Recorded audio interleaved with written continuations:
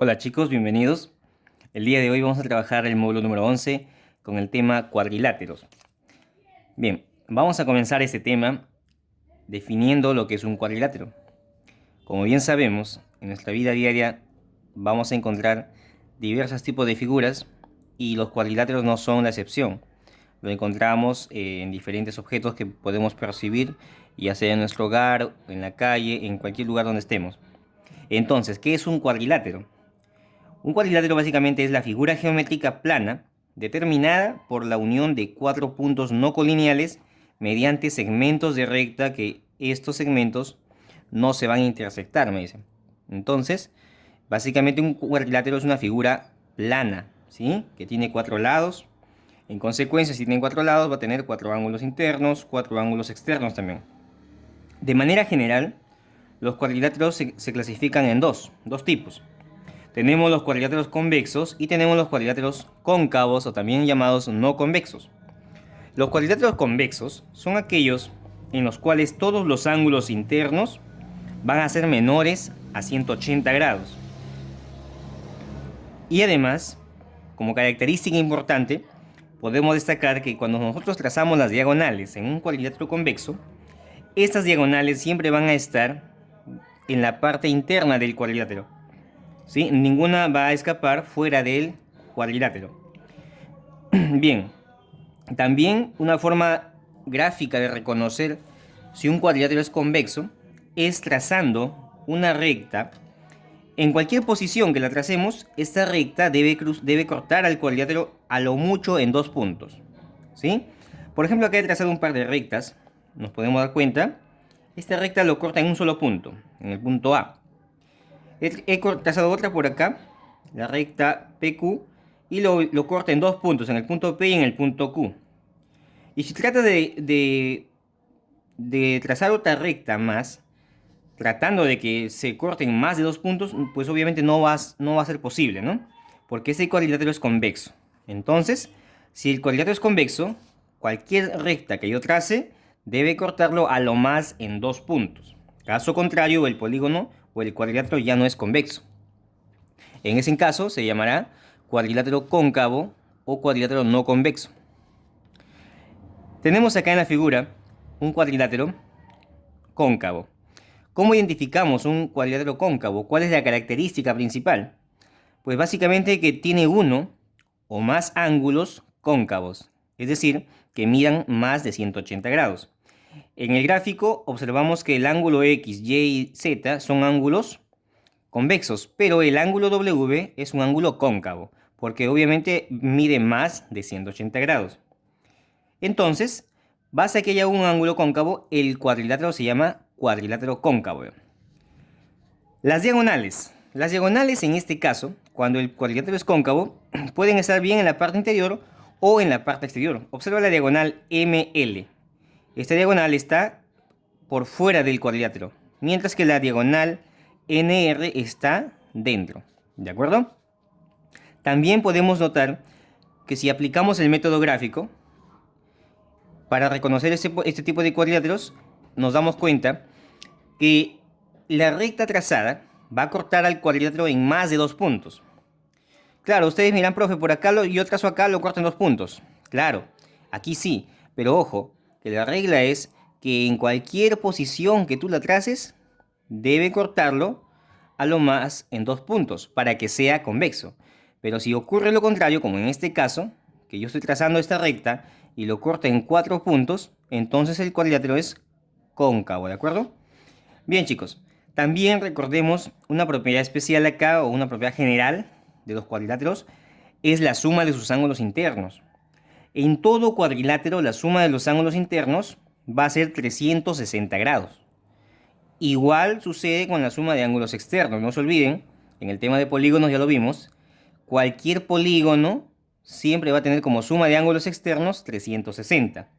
En el caso de los cuadriláteros, tanto la suma de ángulos externos como de ángulos internos es igual a 360 grados. Muy bien, chicos. Vamos ahora a ver la clasificación de los cuadriláteros convexos. ¿De qué manera se clasifican los cuadriláteros convexos? Tenemos básicamente tres tipos. Tenemos los trapezoides, los trapecios y tenemos también los paralelogramos. Entonces, ¿qué es un trapezoide? Pues un trapezoide es aquel cuadrilátero convexo que no tiene lados opuestos, paralelos, ¿sí? Y estos pueden ser trapezoides asimétricos o trapezoides simétricos o bisósceles también. A ver, para explicar un poquito más esto. Los lados opuestos, en la figura, por ejemplo, tenemos un trapezoide asimétrico. Significa que no hay simetría, ¿de acuerdo? Entonces los lados opuestos, por ejemplo, el lado opuesto, el lado de AB, su opuesto es el lado CD. Y para el lado AD, su opuesto es el lado BC. Entonces estos dos lados opuestos no son paralelos, ningunos, ¿de acuerdo? Cuando el trapezoide es asimétrico, se va a cumplir además que todos los lados son diferentes y no hay simetría en la figura de ningún tipo, ¿de acuerdo? Entonces, ese es un trapezoide asimétrico. Veamos ahora qué es un trapezoide simétrico. A ver, podemos observar acá un trapezoide simétrico. Nos damos cuenta, o qué se caracteriza.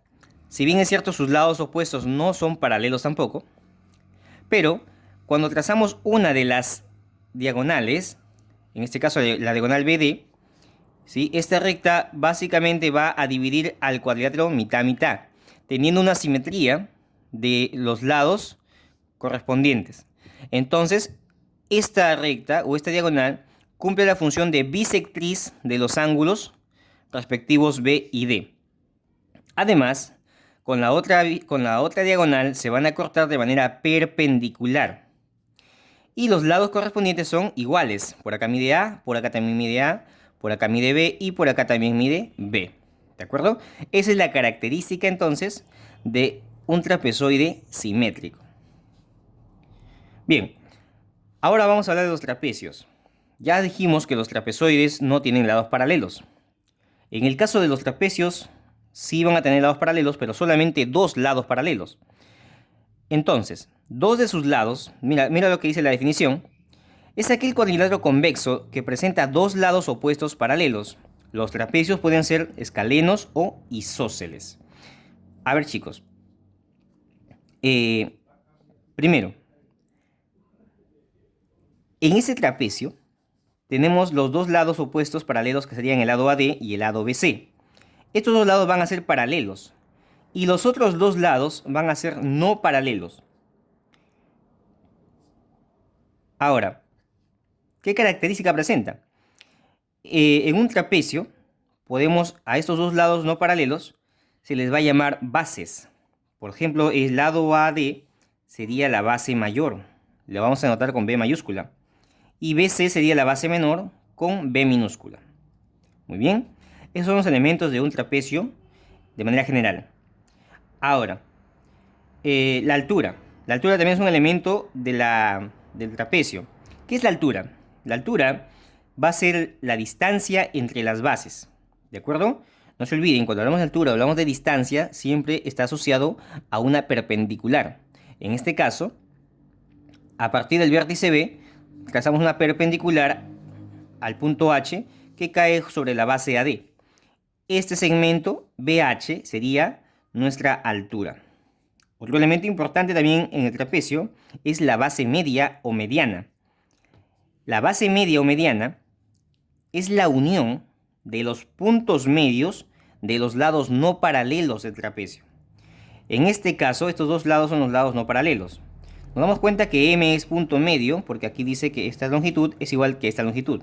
Es decir, este segmento es congruente con este segmento. Y el punto N es punto medio del lado CD. Entonces este segmento es congruente con el de acá. Medidas iguales. Al unir el punto M con el punto N, se forma lo que llamamos la mediana o base media. ¿De acuerdo? Como propiedad importante, esta mediana MN va a ser paralela a las bases. Es decir, paralela a la base AD y también es paralela a la base BC. Muy bien, no olviden eso. Ahora vamos a hablar del trapecio escaleno. El trapecio escaleno se caracteriza porque sus lados son diferentes, ¿de acuerdo? Lados diferentes, sobre todo bueno, A ver, aclaremos algo. Las bases ya de por sí son diferentes. Las bases son diferentes siempre. Pero vamos a hablar de los lados no paralelos. Los lados no paralelos en algunos casos pueden ser iguales y en algunos casos diferentes. En este caso, para el trapecio escaleno, los lados no paralelos son distintos, ¿ya? Por lo tanto, en un trapecio escaleno se cumple que las bases son paralelas y que el lado AB es diferente del lado CD. Esa es la característica principal de un trapecio escaleno. Ahora, caso especial, chicos, del trapecio escaleno. Tenemos el trapecio rectángulo, ¿de acuerdo? El trapecio rectángulo es un trapecio escaleno, pero se caracteriza porque va a tener dos ángulos internos rectos, ¿ya? Aquí, el lado AB va a formar con las bases dos ángulos rectos. Entonces, este es un trapecio rectángulo. Estos ángulos obviamente miden 90 grados. Y bueno, y las bases van a ser paralelas siempre. Pero, y además, como punto final, la altura va a coincidir con este lado AB, ¿sí? Este lado AB va a ser nuestra altura. Bien, chicos, ahora vamos con el trapecio isósceles. El trapecio isósceles se caracteriza porque tiene los lados no paralelos de manera o de longitud igual, ¿de acuerdo? Lados congruentes. Entonces, este lado de por acá va a ser congruente con este lado de por acá, ¿sí? Bueno, hay más características. Por ejemplo, si trazamos las dos diagonales, al trazar las diagonales, tenemos aquí, estas diagonales tienen la misma longitud, longitud D para ambos. También tenemos que este ángulo alfa, el ángulo que forma con las bases, son iguales, tanto en la base inferior como en la base superior. Por acá es beta, por acá también es beta. Muy bien. Ya también vamos a ver más adelante la propiedad de la suma de ángulos, lo vamos a ver a continuación. Pero ya les adelanto, estos dos ángulos suman 180 siempre, ¿de acuerdo? Esta pareja alfa y beta suman 180. Muy bien, chicos. A eso está acá. Acá te lo dice justamente alfa más beta suma 180 grados. Además, AC es igual a BD. AC es la diagonal, ¿no? Las dos diagonales son de la misma longitud. Bien, vamos ahora a hablar de la propiedad de la base media. Ya hemos hablado de la base media, hemos explicado qué es la base media, pero ahora vamos a ver qué propiedad cumple esta base media. Nos dice así. En todo trapecio, la base media es paralela a las bases de trapecio. Además, su longitud es igual a la semisuma de las longitudes de las bases. Es una fórmula muy sencilla. Mn es la mediana X, ¿sí? Le estamos dando como longitud X. Las bases miden A y B respectivamente. Entonces, la mediana mide, o su longitud es igual a la semisuma de las bases. Es decir, A más B sobre 2. Así de sencillo. Propiedad de la base media. Nota importante. En un trapecio rectángulo, ¿sí? Ojo acá, chicos. Miren. Quiero que observen ustedes. Tenemos el punto M, que es punto medio. ¿De acuerdo? Bien. Nos dice lo siguiente. Si te das cuenta, a partir de M se traza una paralela. Acá, al punto H. Acá no te dice que sean iguales, pero aquí sí, mira, te está diciendo que M es punto medio. Pero al trazar una paralela a las bases, de tal manera que los ángulos que forman acá son los mismos, automáticamente se trata de la base media. Y eso lleva en consecuencia que todos lados sean iguales. ¿De acuerdo? Esa es la característica principal. Muy bien. Vamos ahora a continuar con los siguientes tipos de cuadriláteros, que serían los paralelogramos. A ver, vamos a ubicar acá. Los paralelogramos van a ser aquellos cuadriláteros convexos que van a presentar dos pares de lados opuestos paralelos. ¿De acuerdo? Miren, pueden ser, dentro de los paralelogramos encontramos los romboides, que vienen a ser los paralelogramos propiamente dichos. Tenemos los rombos, tenemos los rectángulos, que también le llamamos cuadrilongos, y tenemos los cuadrados. Muy bien, entonces nos damos cuenta acá, este es un paralelogramo. De manera general vamos a ver sus elementos. En un paralelogramo, este lado AB es opuesto con este lado CD, y se va a cumplir que son paralelos, pero además de eso son de igual longitud. Entonces aquí estamos viendo, ¿ve? AB es igual a CD. AB es igual a CD. Y también tenemos que BC va a ser igual a AD. Lados opuestos son de igual medida y son paralelos.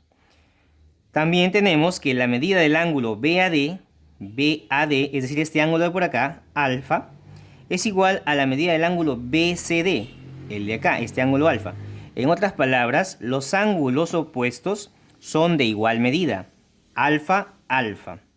Y si por acá mide un ángulo, en este caso le hemos puesto, puede ser un ángulo beta, beta, beta, pero en este caso, en la figura le hemos puesto 180 menos alfa. ¿Por qué?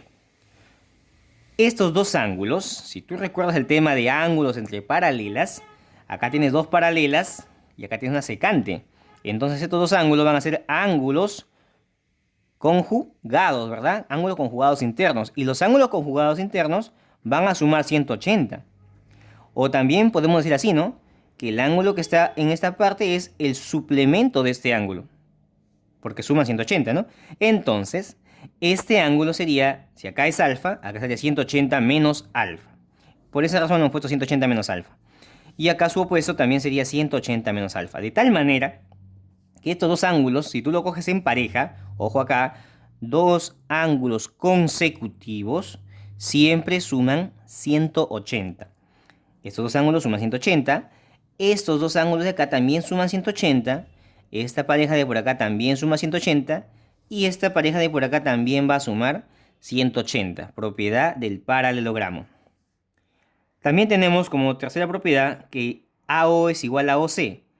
AO es igual a OC y BO es igual a OD. O sea, si esto mide M, por acá también mide M. Estos segmentos son congruentes. Y por acá mide N, entonces acá también mide N, ¿no? Aquí te está diciendo que mide N. En otras palabras, las diagonales se bisecan, es decir, se cortan en su punto medio y obviamente van a generar lados o segmentos congruentes, ¿no? Entonces, chicos, no se olviden, las diagonales se bisecan. Bien, ahora vamos a estudiar el romboide. Ya de cierta manera ya lo vimos acá. El romboide es el paralelogramo propiamente dicho, ¿no? Entonces, ¿qué características tiene? Tiene pues los lados paralelos, opuestos e iguales. Tiene también las diagonales se cortan en su punto medio, MM y NN, ¿sí? Por acá son congruentes y estas son congruentes acá. Bien, ese es un romboide entonces. Ahora vamos a ver el rombo. El rombo es un paralelogramo, ¿sí? Los lados opuestos también son paralelos, pero ¿qué características tiene? Lo principal es que todos los lados son iguales en el rombo. Los cuatro lados tienen la misma longitud. También tenemos que las diagonales hacen la función de bisectriz. Observen acá, esta diagonal divide este ángulo alfa alfa en dos ángulos congruentes. Y por acá también alfa alfa. Entonces mira, los lados opuestos son iguales. Cumple la propiedad que dijimos acá. Son iguales los lados opuestos, pero además la diagonal los biseca, los hace de bisectriz. Y lo mismo pasa con la otra diagonal. También hace de bisectriz. Este ángulo es congruente con este ángulo y acá también lo mismo. Ya, por ejemplo, acá podemos ponerle beta, beta y acá también beta, beta, porque estos ángulos son iguales, no se olviden. ¿Qué más características tiene un rombo? Mira, el rombo también tiene como característica importante que las diagonales se van a bisecar, o sea, se cortan en su punto medio, pero se bisecan de manera perpendicular, o sea que acá forman cuatro ángulos rectos, así, ¿de acuerdo? Cuatro ángulos rectos. Entonces, esas son las características principales de un rombo. Muy bien, ¿qué más podemos rescatar del rombo? Pues algo importante que resulta muy útil a veces, si por ejemplo voy a sombrear acá, este rombo al trazar las diagonales queda dividido en cuatro triángulos. Los cuatro triángulos son congruentes. Así que vamos a tomar uno de los triángulos, por ejemplo este triángulo, aquí, y tomando este triángulo, me doy cuenta que es un triángulo rectángulo, cuyos catetos serían N, M y A. Por lo tanto, aquí podrías aplicar el teorema de Pitágoras. Esto resulta muy útil a veces cuando conocemos las diagonales y no conocemos cuánto mide el lado. y nos pueden pedir, por ejemplo, el perímetro. En ese caso es muy útil usar Pitágoras, ¿no? No se olviden, Pitágoras decía que los cuadrados, la suma de los cuadrados la suma de los cuadrados de los catetos es igual al cuadrado de la hipotenusa. Esa es la relación que podemos aplicar también en un rombo. Muy bien, chicos. Ahora vamos a ver el rectángulo, también conocido como cuadrilongo. Cuadrilongo. Ah, me olvidaba. En el caso del rombo también se le conoce un nombre un poquito raro, losange, que proviene de la palabra diamante, ¿no? Por la forma que tiene el rombo. Bien, chicos. El cuadrilongo o rectángulo se caracteriza porque tiene los lados opuestos paralelos y de igual medida, pero en parejas. ¿De acuerdo? Aquí no son los cuatro lados iguales como en el rombo, sino que por pares. El lado AB es congruente con el lado CD y el lado BC es congruente con el lado AD. ¿De acuerdo? Los pares opuestos o los lados opuestos son paralelos y son de igual medida. Las diagonales, ambas son iguales en este caso, ¿sí? Las diagonales son de la misma longitud y se bisecan. Se bisecan de tal manera que tenemos cuatro segmentos iguales. Dado que las diagonales son iguales, entonces los segmentos que se forman también son iguales todos, ¿no? M, M, M, M, como en la figura vemos. ¿Qué más? Nos damos cuenta también que al trazar las diagonales en un rectángulo, obtenemos dos parejas de triángulos isósceles. Observen acá, este triángulo de acá es isósceles MM y es congruente con este triángulo de por acá que también es isósceles MM y su base A, acá tienen su base es A. Igual sucede con los triángulos inferior y superior, también son dos triángulos isósceles y son congruentes también al mismo tiempo. Bien, chicos, vamos a ver nuestro último paralelogramo que sería el cuadrado. Bien, el cuadrado es un paralelogramo que, si bien es cierto sus lados son los lados opuestos son paralelos, también estos lados opuestos son iguales, pero son los cuatro lados iguales, casi igual al rombo. Por eso es que decimos a veces que el cuadrado es un rombo, pero con la diferencia de que todos sus ángulos internos son 90 grados. ¿Ya? En sí es un rombo. Si giráramos un poquito este rectángulo y lo pudiéramos observar de esta manera, pues tendríamos un rombo, ¿no? Entonces cumple con todas las características del rombo. Pero la característica adicional es que tiene cuatro ángulos rectos en la parte interior y sus diagonales son iguales. En el rombo no siempre. En el caso del cuadrado sí, sus diagonales son iguales. Y los ángulos en que divide las diagonales son bisectrices y dividen ángulos de 45 y 45, que son ángulos notables, muy útiles para el trabajo con triángulos, ¿no? Nosotros ya hemos visto lo que es triángulos notables, así que aquí se forma un triángulo notable. Acá también es 45 y 45. Bien, chicos. Entonces, las diagonales también se cortan en su punto medio, pero formando 90 grados acá. Esto es importante también. Las diagonales van a cortarse formando cuatro ángulos rectos. Muy bien. Hasta ahí terminamos lo que es la parte teórica de cuadriláteros. Vamos a culminar con unas propiedades. Miren, por ejemplo, la primera propiedad es para el ángulo formado por dos bisectrices. Ojo, dos bisectrices internas pero consecutivas. ¿De acuerdo? Miren, acá tengo el ángulo A y el ángulo D son consecutivos porque están uno a continuación del otro.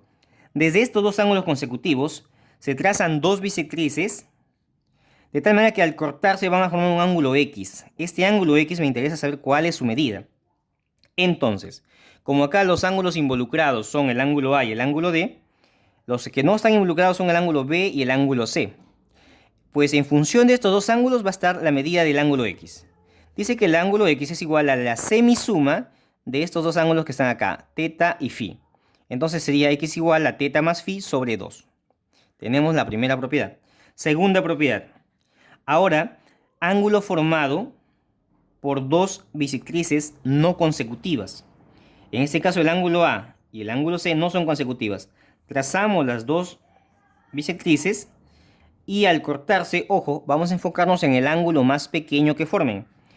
Porque acá cuando se cortan forman dos ángulos. Uno sería este ángulo de por acá y el otro sería este ángulo de acá, el ángulo X, este ángulo pequeño. El ángulo más pequeño X va a ser la semidiferencia de los dos ángulos no involucrados. Como las bisectrices vienen de estos dos ángulos, los no involucrados serían el ángulo B y el ángulo D. Sería teta menos phi sobre 2, la semidiferencia. ¿De acuerdo? Tomando siempre el ángulo mayor y como primero y el ángulo menor como segundo término, para garantizar que esta diferencia sea positiva. Muy bien, chicos. Y como tercera propiedad tenemos el cuadrilátero cóncavo. El ángulo que se forma acá, el ángulo X, en un cuadrilátero cóncavo, es igual a la suma de los tres ángulos internos que tengo acá, alfa, beta y gamma. Entonces, mira, el ángulo X es igual a alfa más beta más gamma. Propiedad. Esta propiedad también lo vimos en triángulos, como la propiedad del boomerang. No sé si la recuerdan, chicos. Pues aquí la estamos recordando nuevamente esa propiedad. Bueno, aquí también tenemos la propiedad de la base media. De esta manera, es un trapecio, solo que está echado, por así decirlo. La base media es la semisuma de las bases mayor y menor. Ahí tenemos. Bien, vamos a ver otra propiedad, chicos. Acá tenemos varias propiedades hoy día. Vamos ahora a ver la propiedad de la base media, como ya les decía. Pero aparte de la base media, tenemos también, vamos a dibujarlo. La base media ya sabemos que es la semisuma de las bases, ¿no? Miren, vamos a ver acá una suerte de equivalencia. Tenemos un trapecio isósceles. Se va a trazar la altura.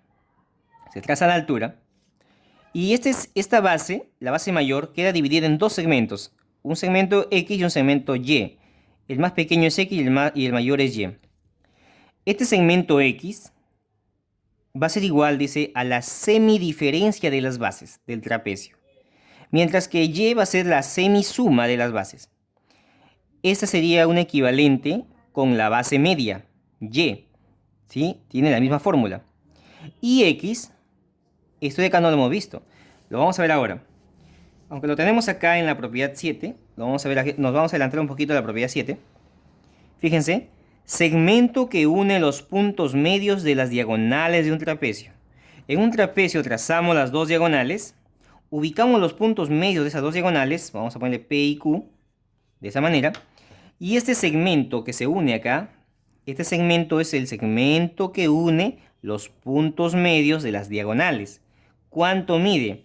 Es la semidiferencia de las bases, base mayor menos base menor sobre 2. Entonces, retomando acá, en la propiedad 5, este segmento X es el equivalente a este segmento PQ que hemos trazado acá. Por eso es que es la semidiferencia de las bases. Ojo, eso solamente se cumple en un trapecio isósceles. Bien, ahora sí retomamos la propiedad 6, en la cual nos dice, miren, este es un caso especial. Supongamos que tenemos un cuadrilátero cualquiera y tenemos una recta exterior a ese cuadrilátero, ¿no? Una recta por acá que pasa por fuera. Entonces vamos a trazar, ojo acá, las distancias desde cada uno de los vértices. Desde este vértice, ojo que la distancia siempre es una perpendicular hacia esta recta. Así que de este punto, una perpendicular, tenemos la distancia, esta distancia es M. Del otro vértice tendríamos la distancia que mide E. Del otro vértice tenemos la distancia que mide N. Y del último vértice tenemos esta distancia que mide U. Y X va a ser, ojo acá, uniendo los puntos medios de los lados opuestos, vamos a encontrar este puntito. Este puntito es el punto G, el centro de gravedad, o también conocido como baricentro de esta figura, o centro de masa. Entonces, a partir del centro de gravedad de esta figura, de este cuadrilátero, se traza la distancia que mide X. Me interesa conocer cuál es esa distancia. Entonces, la propiedad dice así. Esa distancia sencillamente es el promedio de las distancias de cada uno de los vértices a la recta. Es decir, M más E más N más U sobre 4. Estoy promediando, son 4 sumandos, lo dividimos entre 4. Y ahí tenemos la distancia X. Bien, acá es lo mismo, chicos, solo que acá te están dando la misma figura o un cuadrilátero en distinta posición, pero la propiedad igual se cumple, ¿no? Siempre que las distancias sean perpendiculares, la propiedad se va a cumplir de la misma manera. Muy bien. Vamos a terminar, vamos culminando ya, vamos con la octava propiedad. Por acá nos dice, en la figura mostrada se cumple. A ver, observen acá, chicos. Tenemos un triángulo rectángulo, ¿sí? Y acá tenemos un rectángulo que es un paralelogramo. Tenemos acá la diagonal del rectángulo, ¿sí? Esta diagonal. Tenemos también la distancia en este punto, ahora vamos a ubicar bonito. Tenemos un rectángulo A, B, C, D. Bien, chicos. A ver, si se dan cuenta de lo siguiente. Este rectángulo está dentro del triángulo. Está inscrito en el triángulo. Entonces, a partir de sus vértices, se trazan distancias hacia hasta ese lado, hacia la hipotenusa de ese triángulo rectángulo mayor. Y obtenemos aquí una distancia X y una distancia Y. Pues la propiedad me dice que estas distancias son iguales. ¿Y por qué son iguales? Pues porque obviamente tenemos un rectángulo y la diagonal lo divide este rectángulo en dos partes iguales hacia ambos lados, ¿no? Es una suerte de, como si fuese un eje de simetría, ¿no? Trazamos acá y esta parte de por aquí, vamos a ponerle S, va a ser congruente con esta parte de por acá que también sería S, ¿no? Entonces, gracias a esa simetría que tiene la figura, es que estas proyecciones que tenemos acá también son iguales. Bien, vamos con la novena propiedad. Por acá. En el trapecio mostrado, si A más B es igual a 90, se cumple ¿qué? Ojo, esta es una propiedad condicional.